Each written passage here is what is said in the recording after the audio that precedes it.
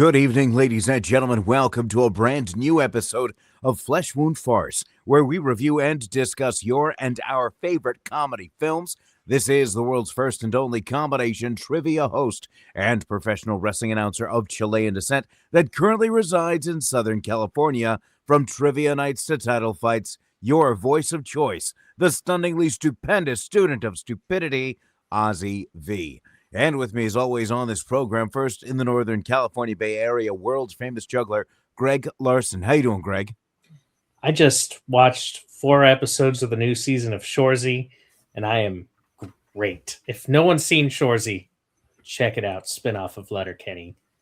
Fantastic show. You're also in a good mood because we are recording this on January 11th, and earlier today, your San Francisco 49ers secured a victory over the Philadelphia Eagles in Philadelphia in impressive fashion, dethroning the Super Bowl champions. And now you guys head to Seattle, which you guys lost against last week. So I'm hoping to keep $50 and hope the Seattle Seahawks eliminate you guys from the playoffs. I am glad to know that $50 is the line you've drawn to prevent your friend from happiness.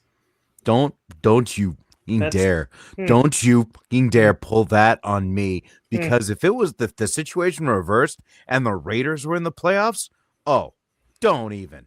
Oh no, I would be happy for you. It would be the first time in your life you've seen him in a Super Bowl. Okay, all right, moving on. Ladies and gentlemen, also with us, Flesh Wound producer Todd. How you doing, Todd? Chilling. As always. All right, ladies and gentlemen, today we do have the pleasure of reviewing and discussing the film 3 Strikes, released on March 1st, 2000. Todd, do you have a trailer available? Yes, sir, we do.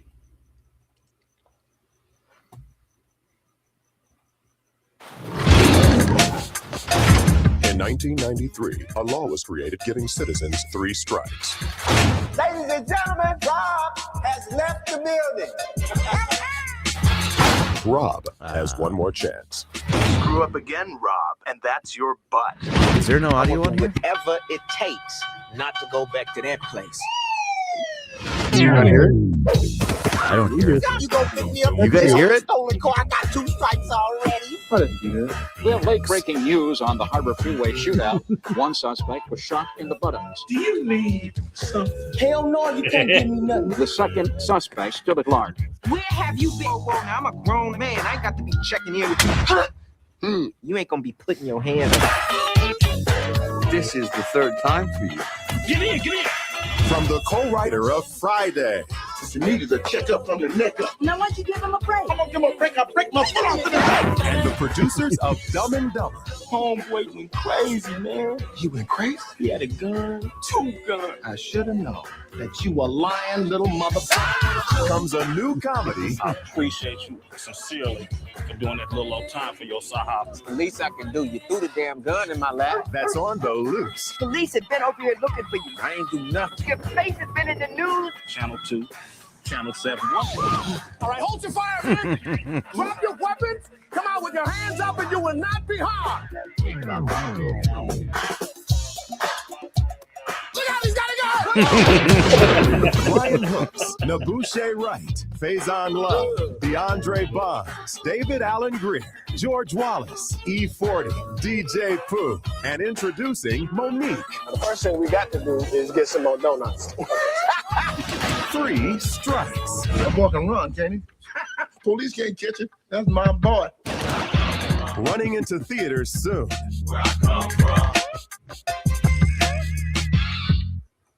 And that was the trailer for 3 Strikes, again released on March 1st, 2000, with a runtime of 82 minutes, rated R, written and directed by DJ Pooh, starring Brian Hooks, Faizon Love, and featuring David Allen Greer as well. So, initial thoughts on here. This is the first time I've seen the movie. Obviously loved Friday from that review, it's evidenced. So I was looking forward to this one. It was fun to see Mr. Lippman as the police chief. Elaine's former boss from Pendant Publishing. But how about initial thoughts for you guys? For me, same thing. The first time watching, hadn't even heard of it. So yeah, I mean, always up for a fun, quick comedy. I do remember when the three strikes thing went into play, and was an interesting time and the feelings around it. But yeah, it's definitely brought some good levity to the situation. There's Todd? quite a few good rap songs came out of it in a couple movies, but yeah. That opening song was a great way to like get you into the movie. Yeah. It was. I also love the soundtrack. I remember when this came out. I mean, obviously I was like I was into West Coast music, and this was a big part of it. And there's, it's got E-40, and it is really a time capsule of late 90s, early 2000, just LA. And I don't know. It's not as good as Friday. It's not, but it's fun. And it's a throwback. I mean, this is one we used to throw on all the time, have some beers and some green and just chill out. It's still just a fun. It's not long, so it's like it's got good let's get high and watch a movie vibes, because it's not like too long. Did you guys see the other Seinfeld character? Yes, playing a very similar character when he did it on Seinfeld. The lawyer, Jackie Childs. Jackie. See, there you go. I knew you'd know the name. Yeah, of course. I was like, he's just missing the mustache. Well, they didn't want to get in trouble for Look at this. He also provided his voice for Scooby-Doo and WWE Curse of the Speed Demon. Oh, I saw that. What is that? It's a Scooby-Doo animated movie. It's that was all one title. I thought they were separate. Okay, got it. It's over 30 minutes, so Ozzy's never seen it. Yeah. Anyway, back to this film, Three Strikes. Going into some of our favorite moments. There's quite a few laugh out loud moments, which were fun. The one that got me the most is when he says, "I got sperm bigger than you." That was on my list. That was definitely on my list. So that's one I took. How about you guys? So there was a moment. I mean, the sperm was probably my highlight, but there was one that hit close to home for me. My wife has this uncanny ability to poke me in the eye, whether it be if she's like moving a pillow and the corner of it hits me in the eye or whatever. And she also does nails all the time. And so she's got a whole collection of like nails that she's painted and such, and the whole book of press-ons. So the scene where David Allen Greer's in with the lady, and he like ends up getting her arrested, and he goes, "She could have stuck me in the eye with one of them press-ons." Like it hit close to home, and I loved it. Yeah, David Allen Greer plays such a good like asshole cop in this. Like he is one of the best parts of it. And one of the lines that I wrote down that and he's just like, don't pay attention to him. He's still upset with the OJ trial. Hell, I think he did it too. It's just like the little, I don't know. That one makes me laugh. So going into the critiques, I felt the movie's biggest weakness was its ending. It kind of just nullified the whole point of everything and made it feel like a TV show. Like, honestly, like an episode of Curb Your Enthusiasm, where Larry will spend the entire episode trying to avoid one thing from happening. It happens anyway. And turns out it's not that bad. I don't want to spoil it, giving anything away, but you guys know what I'm talking about in terms of its ending. It very quick, very anticlimactic. That was it. It really left a sour taste in my mouth. I was having a good time with it, and it's not like it upset me, because any movie that's less than 90 minutes, I mean, bravo. The movie was longer, but they were like, wait, we got to cut this off now. Ozzy's going to be pissed. That final 8 minutes wrapped it all up perfectly. The original ending really sucked, so we thought if we just kept it under 90, we'd be good. Yeah. No, I get what you mean. It is kind of just okay. Let's wrap it up and we're done. But I don't know how else you do it. I mean, it is abrupt. Well, I mean, but that's the skill of writing. You know, like you watch a movie, you watch a TV show because people get into these situations and you're vested into it because you want to see how they come out of it. And this was just like never mind. Yeah, it's like reverse Lost. Like they drug that out too long to make you feel like that sucked. So, you know, I didn't. This isn't what I consider like a pothead movie, but I think a lot of pothead movies do have the same issue though. Even Half Baked, the ending's just like it's like it runs out of steam and it ends. Yeah, but at the same time, like he still ends up with the girl. You know, I get there's that. still like a subplot at least that gives you a payoff. And they even had a better, you know, this is where they're at, you know. That's true. So better closure instead of just like, well, this happened. See ya. I mean, it reminded me a tiny bit of the ending of Dirty Work, not necessarily of how the movie ended, but like the very last line where because Norm is acting as narrator for the movie, and he's like, well, that's it. See you later. Yeah. So I mean, like that. It's funnier to have Norm do it because with that voice and the joke Norm itself, like it's Norm. But when it happens, like as that's how you're passing off the end of the movie. It's like I would have wanted something more, especially since the ride to get there was fun, and it just kind of felt like a letdown. How about you guys?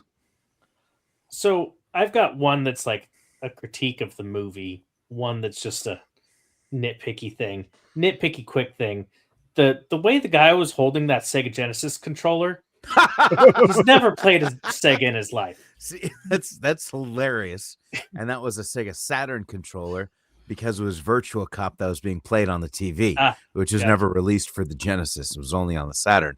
So he actually should be playing with a light gun, which pissed me off. You know, like of any other Sega game. In fact, probably I bet what happened is they found a used Saturn like at a GameStop that came with like a disc that came with a Virtual Fighter 2, Virtual Cop 2, and Daytona USA. That was a 3-game disc that came with some Sega Saturns, right? So they probably thought, what would this character be playing? Would they be playing Virtual Fighter? Would they be playing Daytona USA? They'd be playing Virtual Cop. They'd be playing Virtual Cop. But for him to hold it like he was holding it was so weird. I didn't understand it at all. It was, I mean, I've played Tekken that way because obviously Tekken, you want like the quick buttons. But if you're just playing a gun game where you have one button to shoot, I mean, come on. Like, come on. Have you ever played video games in your life, dude? Right.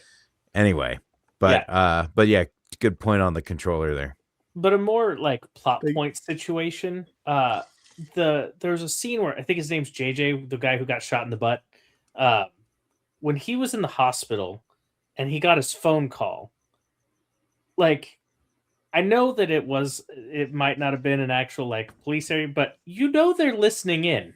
Like he gave away everything of what he was planning as if the cops wouldn't be listening in on that moment. And I was like, that kind of seemed a bit off, but knowing what would probably be transpiring. But yeah, outside of that, fun movie. Todd?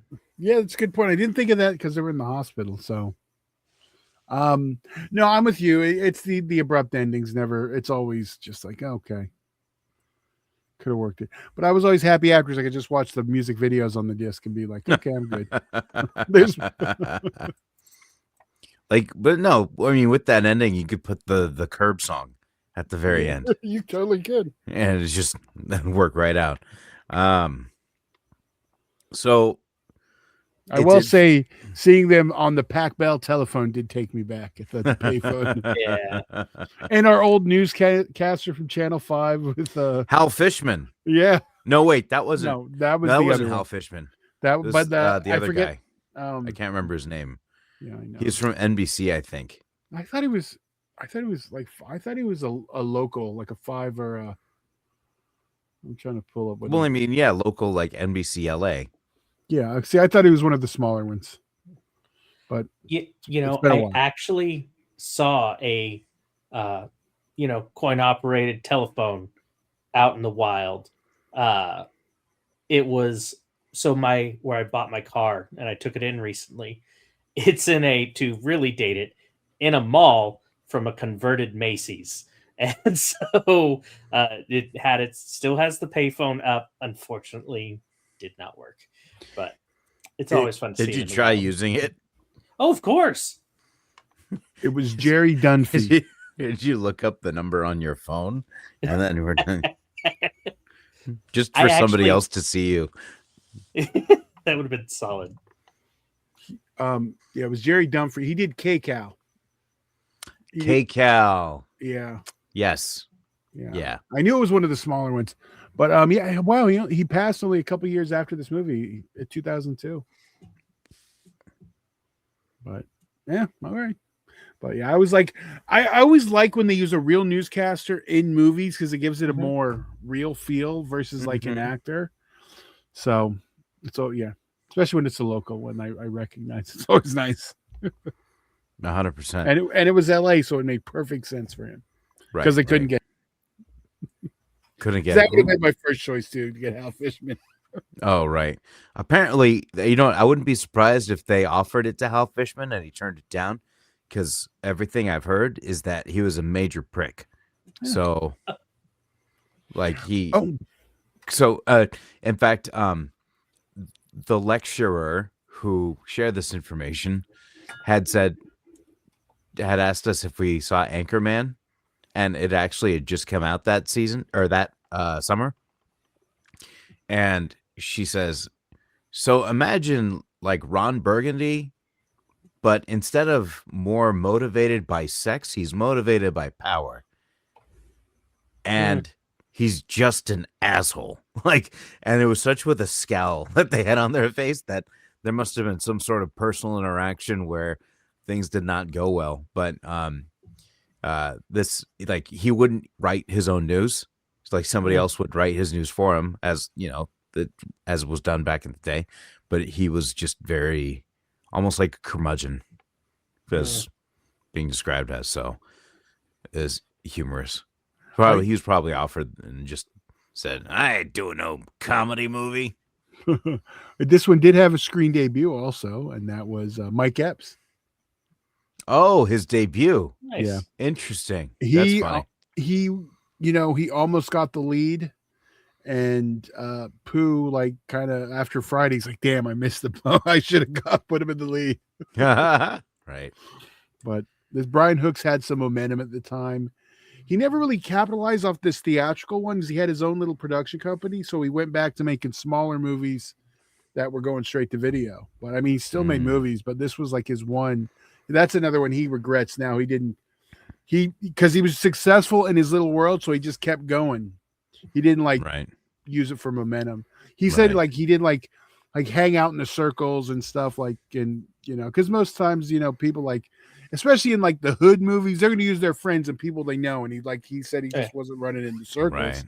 So that was one thing. I got you.